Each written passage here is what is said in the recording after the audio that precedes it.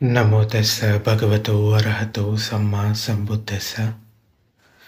ఈరోజు మనం ధమ్మపద గాథల్లోని 133 ఇంకా 134 గాథ చెప్పుకుందాం.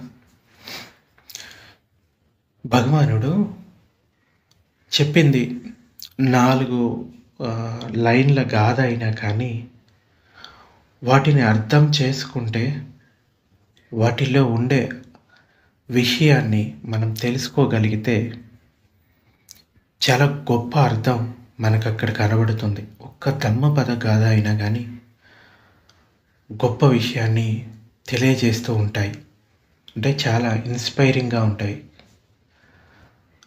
ఈ గాథ వచ్చేసి ఒక భిక్షువు గురించి చెప్పిన గాథ. కఠినంగా ఎంత మాత్రం మాట్లాడవద్దు. నీవు కఠినంగా మాట్లాడితే పరులు కూడా కఠినంగా మాట్లాడతారు. కఠినపు మాటలు దుఃఖానికి కారణమవుతాయి. అలా నీ మాటల ప్రతిఫలం తిరిగి నీకే దొరుకుతుంది అని భగవానుడు చెప్తాడు. ఇంకా పగిలిపోయిన కంచు గిన్నెలా నిన్ను నీవు నిశ్శబ్దం చేసుకుంటే నిబ్బానాన్ని పొందుతావు. ఇక నీ గురించి కఠినపు మాటలు ఉండవు. సో ఈ గాథ అంటే ఈ 2 గాథలు చెప్పడం జరిగింది. దీనికి బ్యాక్గ్రౌండ్ స్టోరీ ఏంటంటే, భిక్షువు శ్రావస్తిలో ఒక భిక్షువు ఉండేవాడు. అతని పేరు కుండదానుడు. కుండధన అని కూడా పిలవచ్చు. ఆ కుండధనుడు ప్రవజ్య స్వీకరించి భిక్షు సంఘంలో చేరినప్పటి నుంచి అతడి వెంట ఒక స్త్రీ ఛాయారూపం ఆయన్ను వెంబడిస్తూ ఉండేది. అతడు భిక్షాటనకి వెళ్ళినప్పుడు అతడు వెనకే వెళ్తూ ఉండేది, విహారానికి వెళ్ళినప్పుడు అతను వెనకే. సో అట్లా అతడు వెంబడిస్తూ ఉండేది. అయితే కుండధనుణ్ణి చూసిన వాళ్ళందరికీ ఆ స్త్రీ రూపం కనిపించేది. అయితే ఆ భిక్షువుకి మాత్రం ఆ విషయం తెలియదు. అతని వెంట ఒక స్త్రీ వెనకే వస్తుంది, తనతో పాటే ఎక్కడికి వెళ్తే అక్కడికి ఉంటుంది అనేది ఆ భిక్షువుకి కనపడట్లేదు. కానీ మిగతా వాళ్ళందరికీ కూడా కనపడుతూ ఉండేది. ఆయన భిక్ష స్వీకరణ కోసం వెళ్ళినప్పుడు గృహస్థులు 2 గుప్పెళ్ళ అంటే 2కి సరిపడా ఆహారాన్ని ఇచ్చేవాళ్ళు.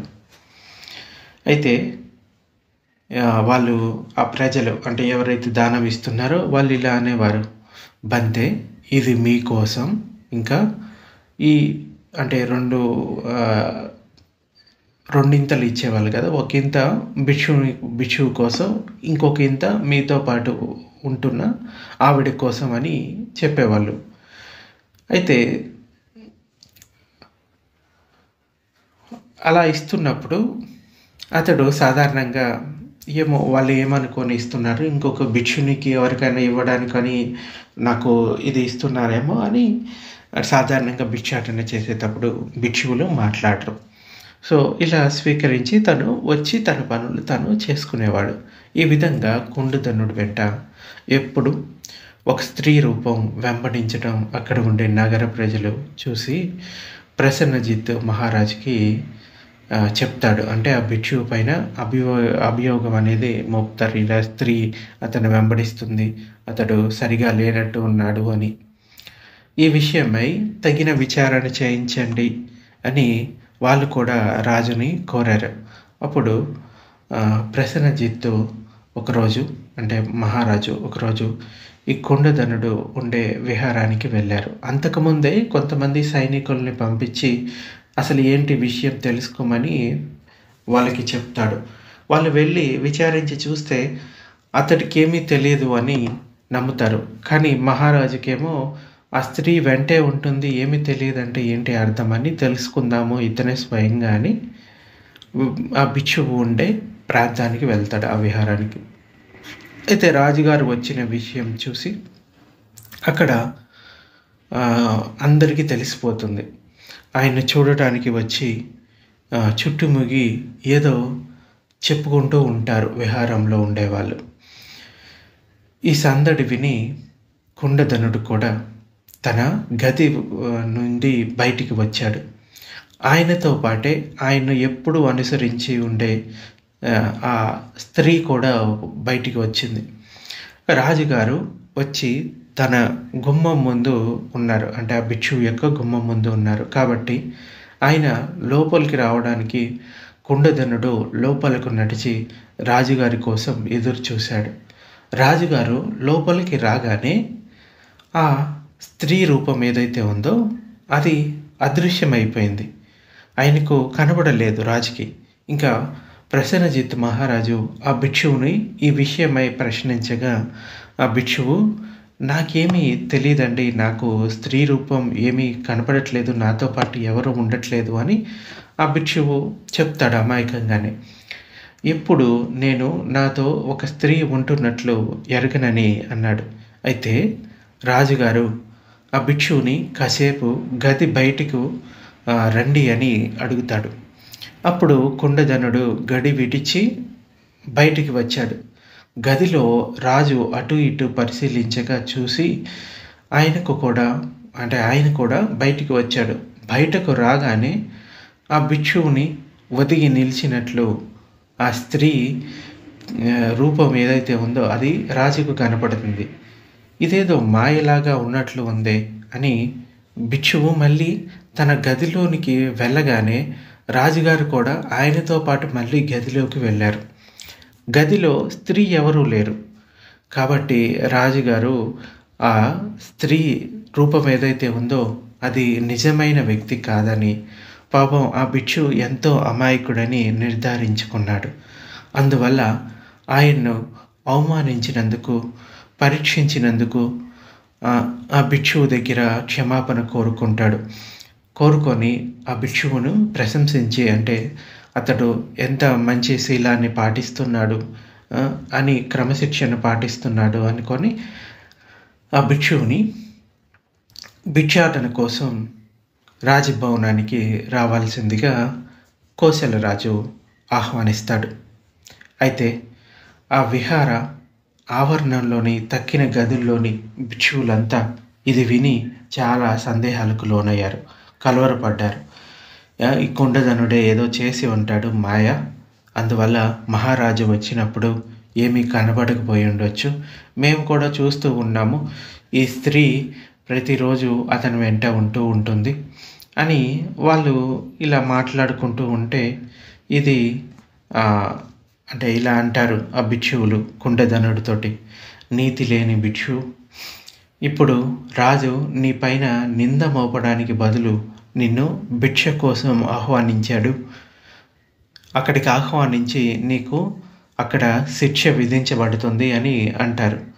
అందుకు ఈ కుండధనుడికి అతడు చేయని తప్పుకి ఇలా అనేసరికి వెంటనే మనసులో కొంచెం ఆక్రోశం వచ్చి ఇలా అంటాడు, మీరంతా నీతి లేని జీవనం సాగిస్తూ ఉన్నారు, స్త్రీల వెంటపడుతున్నారు, కాబట్టి మీకే శిక్ష విధించబడుతుంది అని వారికి బదులు ఇచ్చాడు.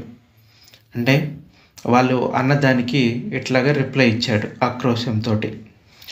జరిగిన దాన్ని గురించి భగవానుడికి చెప్పగా అప్పుడు భగవానుడు ఆ కుండధనుని ఇలా అడుగుతాడు, కుండధన, ఇతర భిక్షువులతో స్త్రీని ఎవరైనా చూసావా?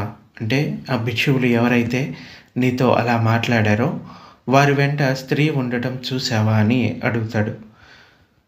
నీ వెంట ఒక స్త్రీ ఉండటం వారు చూసినట్లు వారి వెంట ఒక స్త్రీ ఉండటం నీవు చూడలేదు, అందువలన ఇలా కఠినమైన మాటలు మాట్లాడడం తగదు అని చెప్తాడు. ఇంకా ఇది గత జన్మలో చేసిన చెడు కర్మ ఫలితమని నీవు గ్రహించలేదని అనుకుంటున్నాను.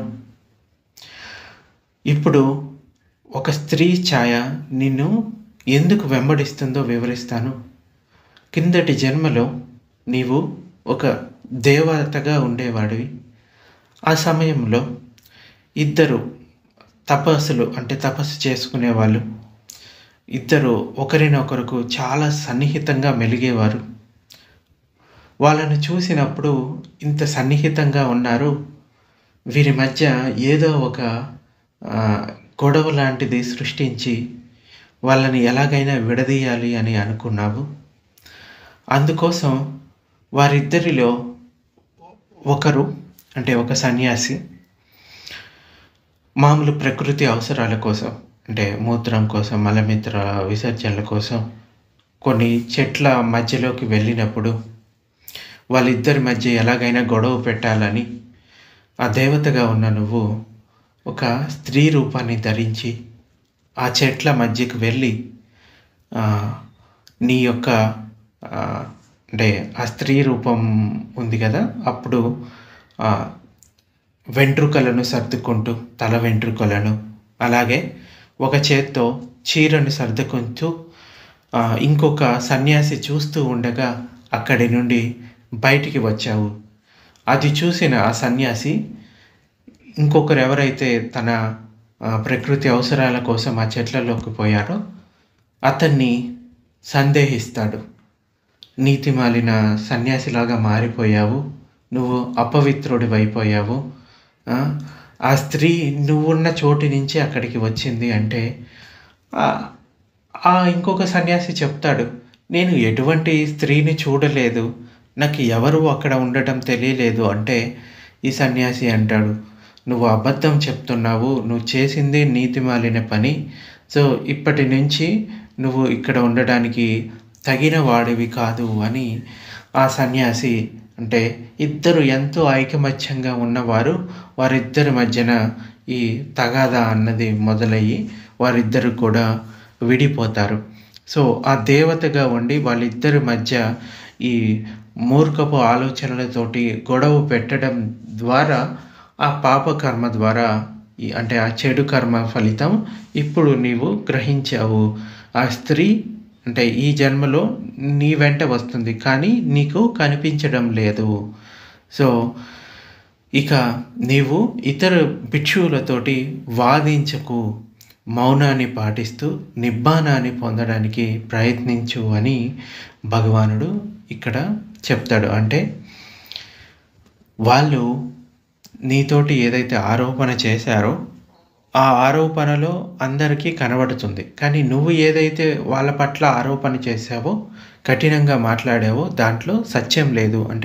ఆ భిక్షువుల వెంట ఏ స్త్రీ వెళ్ళటం ఎవరు చూడలేదు, అటువంటప్పుడు నువ్వు ఇతరుల మీద కఠినపు మాటలు మాట్లాడొద్దు అని చెప్తాడు. ఇలా చెప్పి ఈ గాథలను అతనికి, ఆ భిక్షువుకి చెప్పడం జరిగింది. కఠినంగా ఎంత మాత్రం మాట్లాడొద్దు, నీవు కఠినంగా మాట్లాడితే పరులు కూడా కఠినంగా మాట్లాడతారు, కఠినపు మాటలు దుఃఖానికి కారణమవుతాయి, అలా నీ మాటల ప్రతిఫలం తిరిగి నీకే దక్కుతుంది.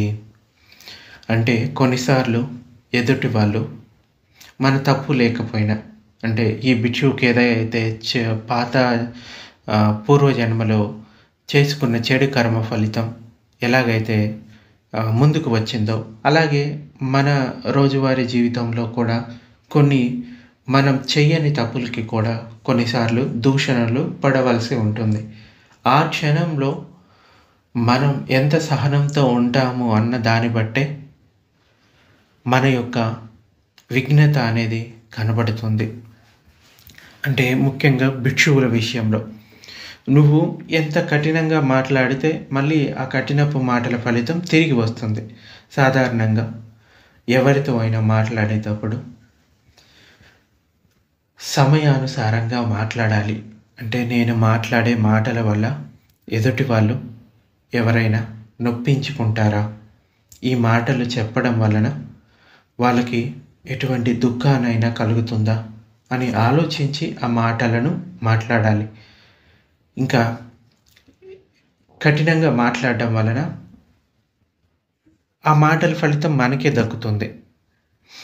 అందుచేత పరులు కఠినంగా మాట్లాడినా నువ్వు మాట్లావు సహనంతో మౌనంగా ఉంటే గనక ఇలా చెప్తాడు, పగిలిపోయిన కంచు గిన్నెల నిన్ను నీవు నిశ్శబ్దం చేసుకుంటే నిబ్బానాన్ని పొందుతావు. అంటే కంచు గిన్నె గనక పగిలిపోయింది అనుకోండి, దాని నుంచి శబ్దం రాదు. ఇక నీ గురించిన కఠినపు మాటలు ఉండవు అని భగవానుడు చెప్తాడు. అంటే నీ లోపల ఏదైతే ఈ ద్వేషము, కోపము, పగ అది తొలగిపోయిందనుకో, ఎంతమంది ఎన్ని కఠినపు మాటలు మాట్లాడినా నీ మనసులో మాత్రం ఆ కోపము, ద్వేషము అన్నది మాత్రం కనబడదు. ఒక సందర్భంలో సారిపుత్ర బంతే గురించి కొంతమంది బ్రాహ్మణులు ఇలా అనుకుంటారు. ఇతడు చాలా సహనశీలి అనుకుంటూ ఉన్నాడు, చూద్దాము ఇతడు ఎంతటి సహనశీలో ఈరోజు తెలుసుకుందాము అని ఒక బ్రాహ్మణుడు ఇలా అనుకుంటాడు. ఈ సారిపుత్రుడు భిక్షాటనికి వచ్చినప్పుడు అతని సహనాన్ని పరీక్షించి చూద్దాము అని అనుకొని అతన్ని వెనకే వెళ్తూ సారిపుత్ర బంతే తలపైన గట్టిగా కొడతాడు. కొట్టిన తర్వాత కూడా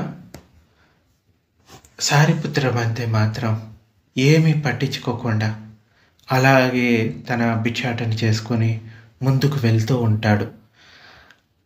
అది చూసిన ఇంకొంతమంది ప్రజలు ఆ బ్రాహ్మణుణ్ణి తిడతారు. తిట్టడంతో తాను చేసిన తప్పు తెలుసుకొని సారిపుత్ర బంతే దగ్గరికి వెళ్ళి క్షమాపణ కోరుకుంటాడు. అంచేత ఎంతో సహనంతో ఉండటం వలన, ఓర్పుతో ఉండటం వలన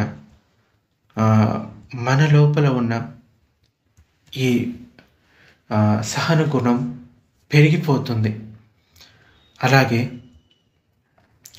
కఠినపు మాటలు, ఎదుటి వాళ్ళు కఠినంగా మాట్లాడవచ్చు, మనం ఏ విధంగా వ్యవహరిస్తున్నాము అన్నది చాలా ఇంపార్టెంట్. తెలిసి ఎప్పుడు కూడా కఠినపు మాటలు మాట్లాడకద్దు. అది ఎవరితో అయినా. ఒక గొప్ప భిక్షువుగా పరిణామం చెందాలి అంటే ఇటువంటి సంపద అన్నది ఉండాలి. అలాగే నిన్ను నీవు నిశ్శబ్దం చేసుకోవాలి. అంటే నీ లోపల ఉన్న ఈ ఏమంటారు అసహన గుణాన్ని పోగొట్టుకోవాలి, సహన గుణాన్ని పెంచుకోవాలి. ఇంకా భగవానుడు కొన్ని సూత్రాల్లో ఇలా చెప్తాడు.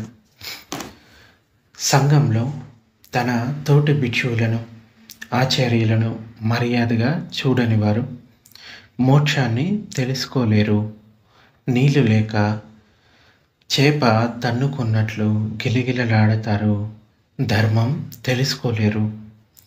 సంఘంలో తన తోటి భిక్షువులను, ఆచార్యులను మర్యాదగా చూడని వారు పనికిరాని తప్ప విత్తనాల వలె వారు ధర్మ పంటకు పనికిరారు. అలాగే సంఘంలో తన తోటి భిక్షువులను, ఆచార్యులను మర్యాదగా చూడని వారు ధర్మరాజైన బుద్ధుని శాసనంలో ఉన్నా కూడా నిబ్బానాన్ని పొందలేరు. అందుచేత ఈ సహన గుణం అన్నది చాలా ఇంపార్టెంట్. కొన్నిసార్లు మన తప్పు లేకపోయినా మన పైన నిందలు పడవచ్చు. అప్పుడు కూడా మనం సహనంతో ఉన్నప్పుడు, ఓర్పుగా ఎవరైనా చెప్పినప్పుడు విన్నప్పుడు మన లోపల ఉన్న గొప్ప గుణం అన్నది ఇంకా పెరిగిపోతుంది. అసహనాన్ని చూపించినట్లయితే కనుక మనం అప్పుడే తప్పుడు మార్గంలో, అంటే వ్యతిరేక మార్గంలో వెళ్తున్నట్టుగా గమనించుకోవాలి. మనకి ఈ సహనం గురించి చెప్పినప్పుడు భగవానుడు ఇలా చెప్తాడు. భిక్షువు ఎక్కువ కాలం నిలబడడానికి, సుభిక్షువుగా ఎదగడానికి, భిక్షువుగా ఒత్తిడిని తట్టుకోవడానికి, చలిని, వేడిని, ఆకలి, దాహాన్ని, దోమలు, ఈగల కాటును సహించాలి. ఇతరులు చేసే అవమానాలను విమర్శలను, ఎగతాళి మాటలను సహించడానికి నేర్చుకోవాలి. శారీరక బాధలను సహించడం నేర్చుకోవాలి. ఇంకా ఇక్కడ చెప్పబడని ఇంకా ఎన్నో విషయాలను కూడా సహించాలి. తనకు సంభవించిన భౌతిక సంపదల నష్టాన్ని, తన వస్తువుల ఎవరైనా దొంగిలించబడ్డాన్ని, వచ్చే లాభాలు రాకుండా పోవడాన్ని, తన బంధుమిత్రులను కోల్పోవడాన్ని, తన ఆచార్యులకు, శిక్షకులకు అవమానం జరగడాన్ని, కొన్ని సంబంధాలను, కొందరు విద్యార్థులు అవిధేయతను కూడా సహించాలి. సో ఈ విధంగా తనకు తాను పర్యవలోకనం చేసుకోవాల్సి ఉంటుంది. ఇంకా పున్నతేరుణ్ణి సహన గుణానికి హయ్యెస్ట్గా చెప్తూ ఉంటాడు పున్న అనే భిక్షువు అన్నమాట. ఒకరోజు ఈ పున్న అనే భిక్షువు భగవానుడిని సమీపించి ఎక్కడికైనా వెళ్ళి ప్రశాంతంగా ధ్యానం చేసుకోవడానికి సరైన ఉపదేశం ఇవ్వవలసిందిగా అర్థించాడు. తథాగతుడు ధర్మ సందేశం ఇచ్చి, ఎక్కడికి వెళ్ళి ధ్యానం చేసుకోవాలనుకుంటున్నావా అని అడుగుతాడు. అంటే అప్పటికే ఆయన అర్హంతుడు అవుతాడు. బట్ తాను ఏదైతే అర్హంత స్థితిని పొందిన తర్వాత ఆ ధమ్మాన్ని తన ప్రాంతంలో ఉండే ప్రజలకి కూడా చెప్తే బాగుంటుంది అని అనుకుంటాడు ఈ పున్నతేరుడు. అయితే బంతే, నేను సునాపరతక పట్నం వెళ్ళాలి అనుకుంటున్నాను అని చెప్తాడు. ఈ ప్రాంతం ఏదైతే ఉందో అక్కడ ఉండే ప్రజలు అతి క్రూరులని, ఎంతో ప్రమాదం అని తెలుస్తుంది. వారు నిన్ను నిందించవచ్చు, తిట్టవచ్చు. అప్పుడు నువ్వేం చేస్తావు అని భగవానుడు చెప్తాడు. బంతే, అక్కడ ఉండే ప్రజలు నన్ను తిట్టినా, నిందించినా వారు మంచివారని తలుస్తాను. ఎందుకంటే వారు నన్ను ఇంకా కొట్టకుండా, తన్నకుండా వదిలివేశారు కదా. కేవలం తిట్టి నిందించి వదిలేశారు, ఇంకా కొట్టలేదు కదా అనుకుంటాను. అయితే పున్న, వారు నిన్ను తన్నుతూ కొడుతూ ఉంటే ఏమనుకుంటావు? బంతే, వారు నన్ను కొట్టినా, తన్నినా మంచివారనే అనుకుంటాను. ఎందుకంటే వారు ఇంకా నన్ను రాళ్ళతో కొట్టలేదు, కర్రలతో కొట్టలేదు కదా అనుకుంటాను. అయితే పున్న, వారు నిన్ను రాళ్ళతో కొడుతూ ఉంటే ఏమనుకుంటావు అంటే, బంతే, వారు నన్ను రాళ్ళతో కొడుతూ ఉన్న మంచివారనే అనుకుంటాను. ఎందుకంటే వారు నన్ను పెద్ద పెద్ద కర్రలతోటో, ఆయుధాలతోటో లేకుంటే దాడి చేయలేదు కదా అని అనుకుంటాను. అయితే పున్న, వారు నిన్ను ఆ కర్రలతో కొడుతూ ఉంటే ఏమనుకుంటావు అంటే, బంతే, వారు నన్ను కర్రలతో కొడుతూ ఉన్న మంచివారనే అనుకుంటాను. ఎందుకంటే వారు నాపై ఆయుధాలతో దాడి చేయడం లేదు కదా అని అనుకుంటాను. అయితే పున్న, వారు నీపై ఆయుధాలతో దాడి చేస్తే ఏమనుకుంటావు అంటే, బంతే, వారు నన్ను ఆయుధాలతో దాడి చేసిన మంచివారని అనుకుంటాను. ఎందుకంటే వారు నన్ను పదునైన కత్తులతో చంపలేదు కదా. అయితే పున్న, వారు నిన్ను పదునైన ఆయుధాలతో చంపుతూ ఉంటే ఏమనుకుంటావు అని భగవానుడు అడుగుతాడు. బంతే, మీ శాసనంలో ఈ శరీరంపై, ఈ జీవితంపై నిస్పృహ చెంది, అంటే విరాగం చెంది జీవించాలి, అంటే జీవితాన్ని చాలించాలి అని ఆత్మహత్య ప్రయత్నం చేయదలిచిన వారెందరో ఆయుధం కోసం ఎదురు చూస్తూ ఉంటారు. నాకైతే అప్పుడు ఆ ఆయుధాల కోసం ఎదురు చూడకుండా, ఆత్మహత్యకు పాల్పడకుండా మరణం చేరువైందని అనుకుంటాను అని చెప్తాడు. అంటే ఈ విధంగా ఎదుటి వాళ్ళు వ్యవహరించిన నేను ఓకే మంచిది అని నా లోపల సహనాన్ని కోల్పోకుండా జీవిస్తాను అని చెప్తాడు. ఇలా చెప్పినప్పుడు సాధు సాధు సాధు అని భగవానుడు పలుకుతాడు. అంటే మంచిది అని. ఇలాంటి సహనంతో, ఓర్మితో అటువంటి పట్టణంలో నువ్వు జీవించగలవు అని భగవానుడు ఆ పుణ్యతీరునికి అనుమతించాడు. ఆ పుణ్యతీరుడు తన ప్రదేశానికి వెళ్ళి అక్కడ వర్షావాసం గడిపి అక్కడి ఎందరో గృహస్థులను గృహిణులను ధర్మ ఉపాసకులుగా చేశాడు. అర్హంత స్థితిని చేరుకొని తన పరినిర్వాణాన్ని పొందాడు. అయితే భిక్షువులను అవహేళన చేయడం, నిందించడం పూర్వకాలంలోనే కాదు, ఇప్పుడు కూడా జరుగుతూనే ఉంటుంది, ఎల్లప్పుడూ జరుగుతూనే ఉంటుంది. ఈ లోకం నిండా అల్పులే ఎక్కువ మంది ఉంటారు. ఇతరులను అవమానించడం, హేళన చేయడం, బాధించడం అంటే వారికి ఎంతో ఇష్టం. వారు భిక్షువులను ఎంతో ఆనందంతో అవమానిస్తారు. భిక్షువులు కూడా వారి నుండి తప్పించుకోలేరు కదా.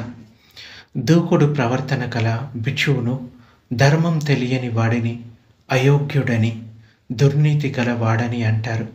శాంతంగా నెమ్మదిగా ఉండే భిక్షువుని మేధకుడని, మూర్ఖుడని అంటారు. తెలివిగా చురుకుగా ఉండే భిక్షువుని వారు చూసి ఈర్ష్యతో నిందిస్తారు. సంపదలు కల భిక్షువుని అధర్మపరుడు అంటారు. సంపద లేని భిక్షువుని దురదృష్టవంతుడు అంటారు. ఇంకా దేవతలచే, బ్రహ్మదేవతలచే గౌరవింపబడ్డ బుద్ధుడే నిందల నుండి తప్పుకోలేకపోయాడు. ఇక సామాన్య భిక్షువు సంగతి చెప్పేది ఏముంది? కోసంబి నగరంలో మాగంధియ అనే ఒక వ్యక్తి కొందరికి డబ్బులు ఇచ్చి శ్రమణ గౌతముడు ఇక్కడికి వచ్చినప్పుడు, అంటే మాగంధియ అనే ఆవిడ అనమాట, లేడీ. అంటే మాగంధియకి బుద్ధుడి పట్ల కొంచెం కోపం ఉంటుంది. ఎందుకంటే తన తండ్రి వచ్చి బుద్ధుడిని అడుగుతాడు, నా కూతురుని పెళ్లి చేసుకోండి, నా కూతురికి మీరు సరైన వారు అంటే బుద్ధుడు ఇలా చెప్తాడు. బుద్ధుడు కామాల నుండి విడివడినవాడు, ఈ కామసుఖాలను, స్త్రీలను, వీటన్నిటికి దూరంగా ఉంటాడు, స్త్రీలను స్వీకరించడం అని చెప్పినప్పుడు, నేను ఇంత అందమైన దాన్ని, అటువంటిది నన్ను తిరస్కరిస్తాడా అని బుద్ధుడి మీద కోపం పెట్టుకుందనమాట. ఆ తర్వాత ఒక రాజును పెళ్లి చేసుకొని ఇట్లా బుద్ధుడు నగరంలోకి వచ్చినప్పుడు భిక్షాటనికి కొంతమందికి డబ్బులు ఇచ్చి అతన్ని తిట్టి తరిమేయండి అని పంపించింది. ధర్మాన్ని నమ్మని వారు, ఇష్టం లేని వారు వారితో కలిసి బుద్ధుణ్ణి నిందించసాగారు. భగవానుని వెంట వీధులలో నడుస్తూ వీడు దొంగ, వీడు గాడిద, వీడు దొండ, పనికి మాలినవాడు అని పెద్దగా కేకలు వేస్తూ తిట్ల వర్షం కురిపించసాగారు. భిక్షువులు కూడా అదే విధంగా అవమానించబడ్డారు. ఇవన్నీ విన్న ఆనందతీరుడు భగవానుని వద్దకు వచ్చి, బంతే, ఈ నగరవాసులు మనల్ని తిడుతున్నారు, అవమానిస్తున్నారు, మనం ఈ నగరంలో వీటిని భరిస్తూ ఉండటం ఎందుకు, మనం మరో నగరానికి వెళ్దామని అడిగాడు. అప్పుడు తథాగతుడు ఇలా చెప్తాడు, ఆనంద, అలా చేయడం సరికాదు.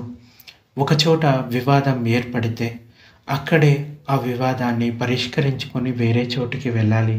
యుద్ధరంగంలో ఏనుగు 4 వైపుల నుండి వచ్చిన బాణాలను తట్టుకుంటుంది, కానీ పారిపోదు. అది దాని విధి. ఆనంద, నేను యుద్ధరంగంలోని ఏనుగు వంటి వాడను.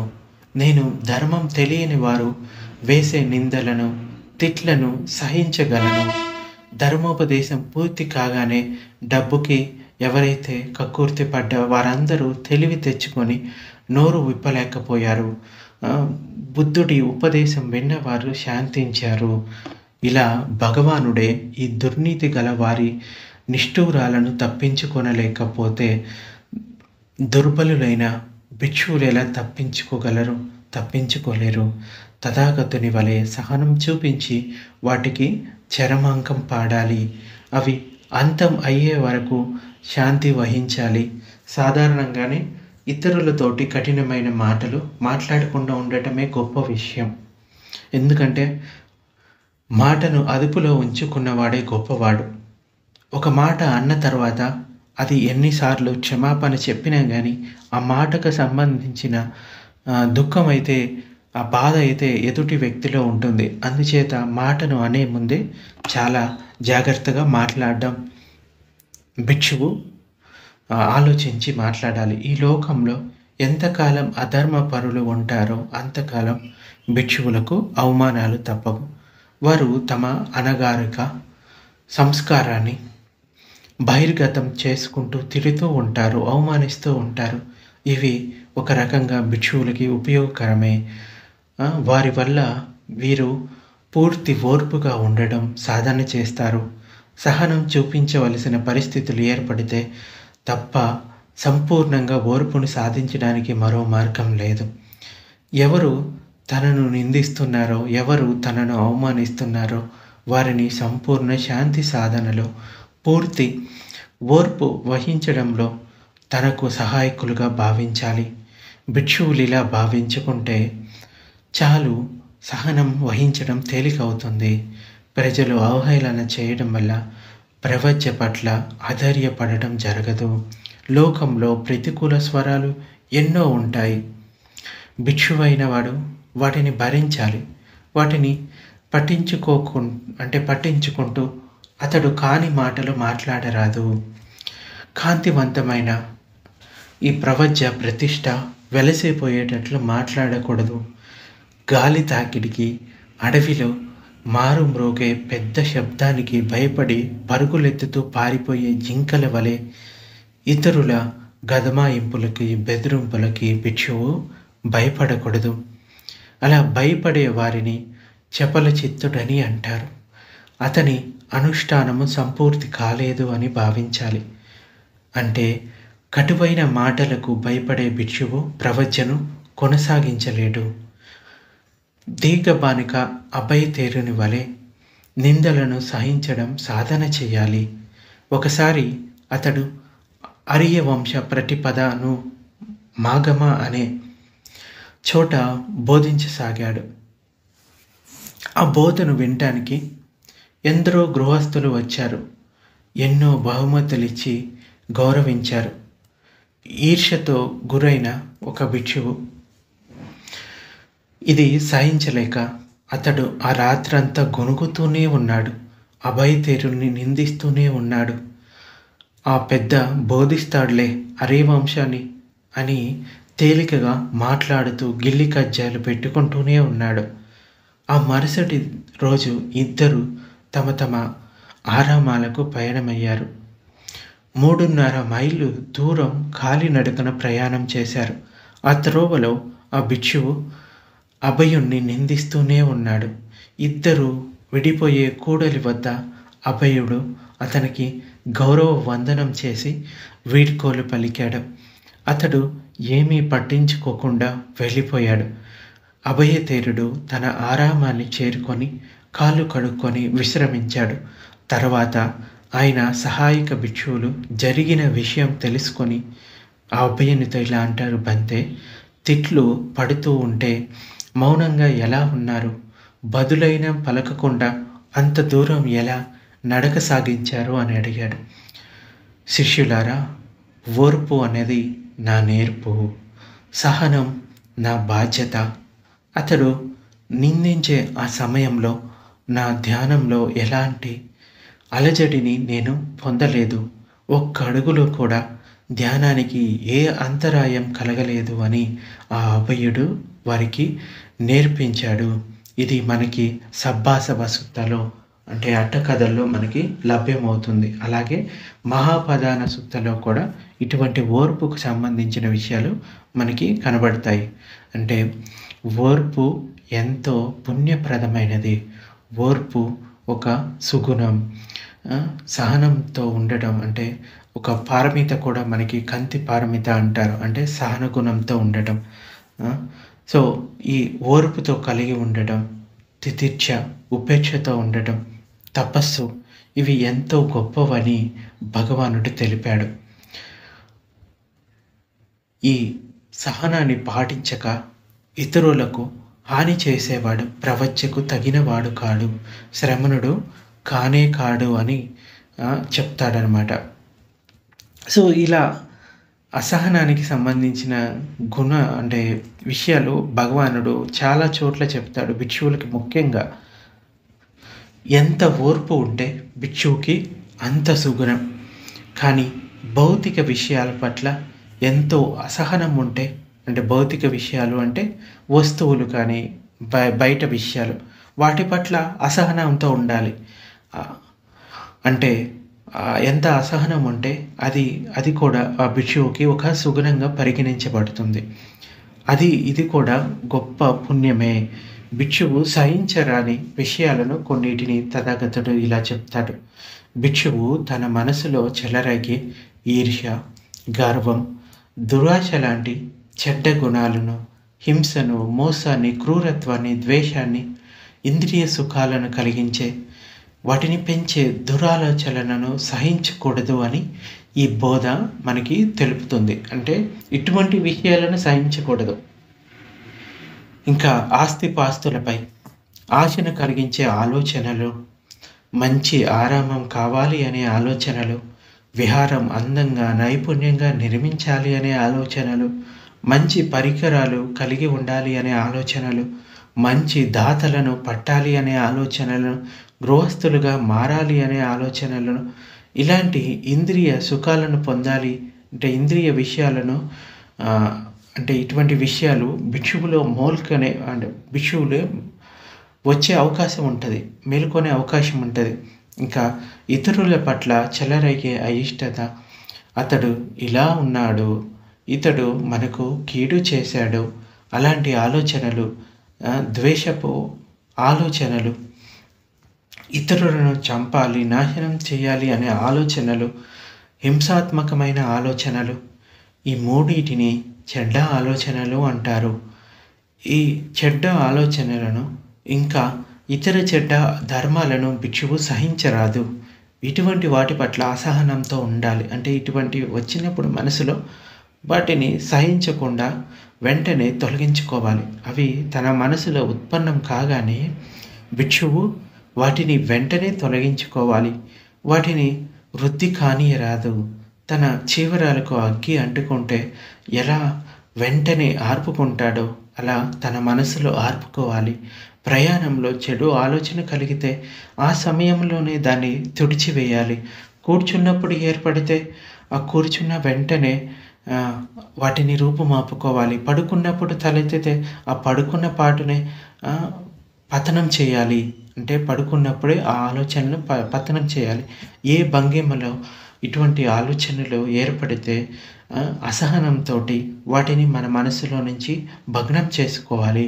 పూర్వకాలంలో 20-30 మంది భిక్షువులు సమూహాలుగా నివసించే సందర్భంలో వారు ఈ విధంగా చర్చించుకునేవారు. మిత్రులారా, మనం ప్రవజ్య తీసుకుంది రుణం తీర్చుకోవడానికి కాదు, బ్రతుకు తెరువు కోసము కాదు, ఏదో కష్టం వచ్చిందని కాదు, మనం కేవలం మన దుఃఖాన్ని పూర్తిగా వదిలించుకోవడానికే ఈ ప్రవచనం తీసుకున్నాం. కనుక స్నేహితులారా, మన మనసులో కలిగే దుర్భావనలను వెంటనే తొలగించుకోవాలి. కూర్చున్న పాటునే, నిల్చున్నప్పుడు నిల్చున్న పాటునే, ఇంకా పడుకొని ఉన్నప్పుడు పడుకున్న పాటునే కలిగిన దోషాలన్నిటినీ నిర్మూలించుకోవాలి. ఒకవేళ భిక్షాటన సమయంలో దోషం తలెత్తితే భిక్షాటన సమయంలోనే అంటే భిక్షాటన నిలిపివేయాలి. అతనితో పాటు భిక్షాటన చేసే ఇతర భిక్షువులు కూడా భిక్షాటన నిలిపివేయాలి. అతని దోషాన్ని నిర్మూలించే ఉపాయం కనిపెట్టి అతని దోషాన్ని నిర్మూలింపచేసి భిక్షాటనకు ముందుకు సాగాలి. ఒకవేళ ఆ భిక్షువులో దోషధర్మం వైదొలగకపోతే అతడు అక్కడే కూర్చొని ఉండాలి. మిగిలిన వారు ముందుకు సాగిపోవాలి. అలా దోషంతో కూర్చున్న భిక్షువుల్లో కొందరు తమ దోషాలను ఆ కూర్చున్న పాటనే వదిలి ధర్మపదాన నిలిచారు, ధర్మ ఫలాలను పొందారు. ఆ తర్వాతే ఆ స్థానాన్ని వదిలివేశారు. మరికొందరు లేచిన తర్వాత తమ దోషాలను వదిలివేశారు. కనుక ఓ నా పవిత్రమైన భిక్షువులారా, ప్రాచీన భిక్షువుల ఈ ఉదాహరణను అనుసరిస్తూ ఇంద్రియ ఆనంద విషయాలపై అసహన సుగుణాన్ని సాధన చేద్దాము అని చెప్తాడు. అంటే భగవానుడు చెప్పిన ఈ రెండవ గాథకు అర్థాన్ని తెచ్చే విషయాలు ఇవన్నీ. ఏంటంటే నిన్ను నువ్వు మార్చుకోవడానికి, నిన్ను నువ్వు కంచు గిన్నెలా నిశ్శబ్దం చేసుకుంటే నీ గురించిన కఠినపు మాటలు ఉండవు అని చెప్తాడు. అంటే నీ లోపల ఉన్న ఈ గుణాలను తొలగించుకుంటే నువ్వు నిశ్శబ్దమైపోతావు. ఎంతమంది ఎన్ని కఠినపు మాటలు అసహనంతో వాళ్ళు మాట్లాడినా నువ్వు మాత్రం ఎంతో సహనంతో ఉండగలుగుతావు. సో భిక్షు జీవితంలో ఉండవలసిన మొట్టమొదటి గుణం ఏంటంటే సహన గుణం. ఓర్పు లేకపోతే ఎక్కువ కాలం ఈ భిక్షు జీవితంలో ఉండటం జరగదు.